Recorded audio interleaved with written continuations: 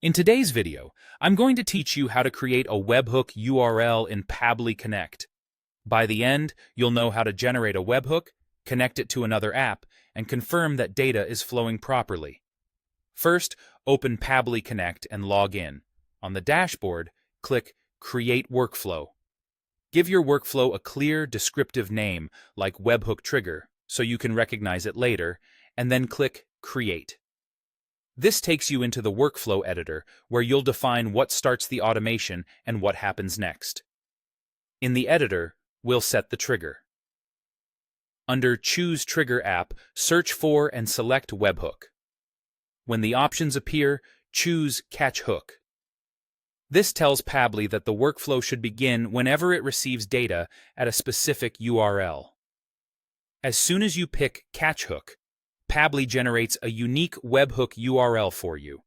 Click Copy Webhook URL. Treat this URL like a key. Anyone who has it can send data into your workflow, so keep it private and share it only where needed. Now switch to the app that will send data to Pabbly. This could be a chatbot tool, an online form, a CRM, or any service that supports webhooks.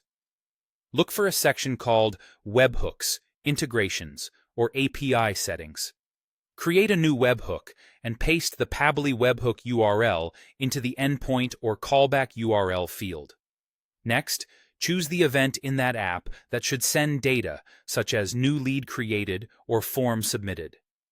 Every platform labels this a bit differently, so match the event to the moment you want your workflow to start. Head back to Pabbly Connect and click Capture Webhook Response on your trigger step. This puts Pabbly into listening mode, waiting for a request. To send a test, trigger the event in your source app, submit a form, create a test lead, or use its built-in test option.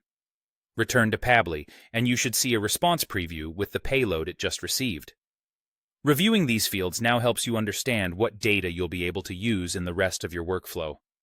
If nothing shows up, try the test again and make sure the correct event is linked to the webhook URL.